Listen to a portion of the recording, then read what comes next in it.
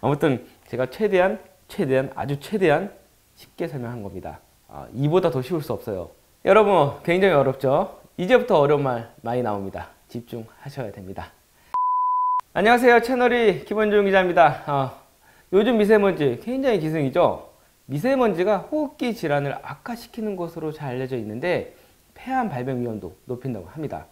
실제 질병관리본부의 자료에 따르면요, 초미세먼지 농도 10마이크로미터가 높아질 때마다 폐암 발생률이 9%씩 증가한다는 보고도 있다고 합니다.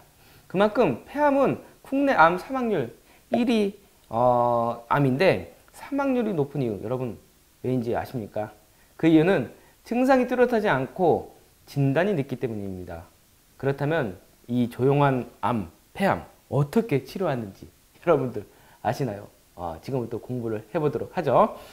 자, 여러분 얼마 전에 면역항암제 특집을 보신 분들은 아실 거예요. 폐암 치료에서도 이 면역항암제가 활약이 굉장히 대단하다고 합니다. 그래서 이번 편에서는 폐암 치료에 있어서 면역항암제에 대해서 한번 이야기해보죠. 그러면 이제부터 여러분들 굉장히 어려운 얘기들 많이 나옵니다. 잘 듣고 주변에 이제 폐암 환자가 있던가 아니면 가족이 있으면은 한번 잘 공부를 해보시면 좋을 것 같습니다. 그럼 지금부터 시작하겠습니다. 획기적인 암 치료제로 불리는 면역항암제. 국내에서도요 상용화된 제품도 몇 가지 되는 걸로 알고 있어요.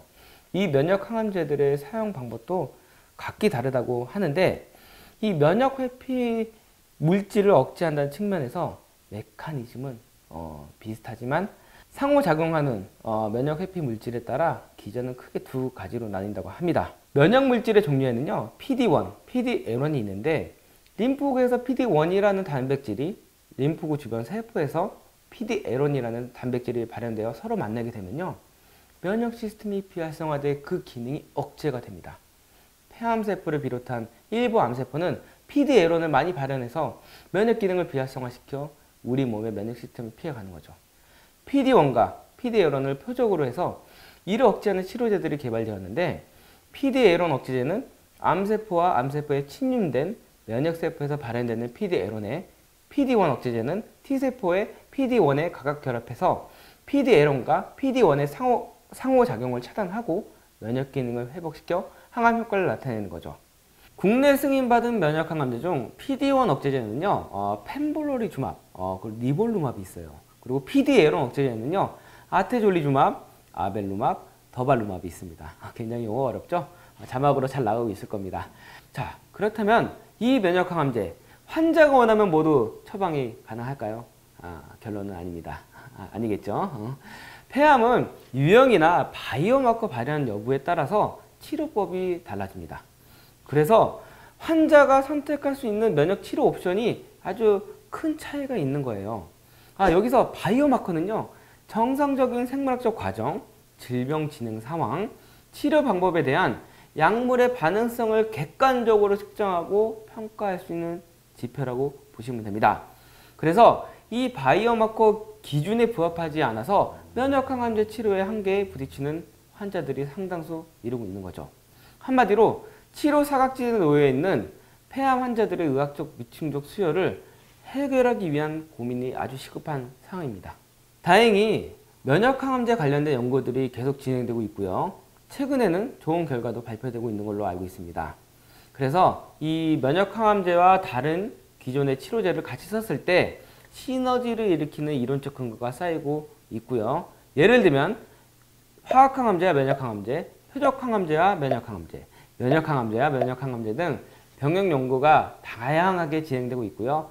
최근에는 면역항암제와 표적항암제의 병역요법이 국내 허가를 받으면서 기존 치료에 실패한 EGFR 또는 ALK 유전자 변이 폐암 환자들도 병역요법으로 면역항암제 치료를 받을 수 있게 됐습니다. 참으로 다행이죠. 자, 이렇게 면역항암제는 치료 영역을 굉장히 점차 넓혀가고 있습니다. 지금껏 면역항암제는요 비소세포 폐암 치료를 중심으로 연구 개발되어 왔는데요. 최근에는 방광암, 피부암 등으로 치료 영역을 확장하고 있습니다.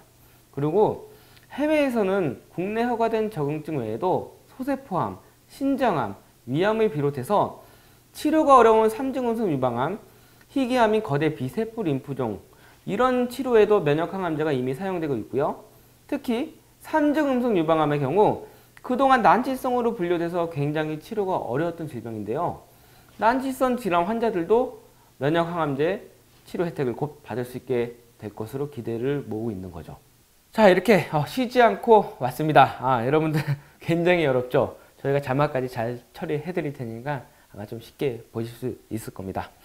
자, 그렇다면 기적의 치료제라고 불리우는 면역 항암제는 다양한 암종의 치료에 긍정적인 효과를 보이며 빠르게 적응증을 확대하고 있습니다. 하지만 아직도 많은 환자들이 면역 항암제 혜택을 받지 못하고 있는 실정이죠. 미국이나 유럽에 비해 국내 허가된 적응증이 일부일 뿐 아니라 바이오마커 발현 여부 등에 의해서 급여 혜택을 받지 못할 경우 고가의 면역 항암 치료를 받기가 어려운 상황이죠. 이 부분들만 잘 보완된다면 폐암 정복 멀지 않을 것으로 보이는데, 자, 여러분 오늘 너무너무 어려운 공부했습니다. 최대한 쉽게 설명해 보려 했는데 어땠어요? 난 너무 어려웠는데 여러분들은? 아무튼 제가 아주 최대한 쉽게 설명한 겁니다. 이보다 더 쉬울 수 없어요. 자, 제가 그럼 오늘 너물 레알 너가 몰랐던 거 내가 알려주는 시간이죠. 이 면역 항암제와 폐암 치료에 있어서 한번 얘기를 해봤습니다. 혹시나 굉장히 이해가 안 간다 라고 하는 부분은 댓글을 남겨주시면은 최대한 저희가 아는 범위 내에서, 아니면 의사 선생님들을 모셔와서, 아니면 의사 선생님께 부탁을 해서 댓글을 한번 달아드리도록 하겠습니다. 자, 그럼 여러분들 다음 시간에 뵙겠습니다. 오늘 저도 땀이 많이 나네요.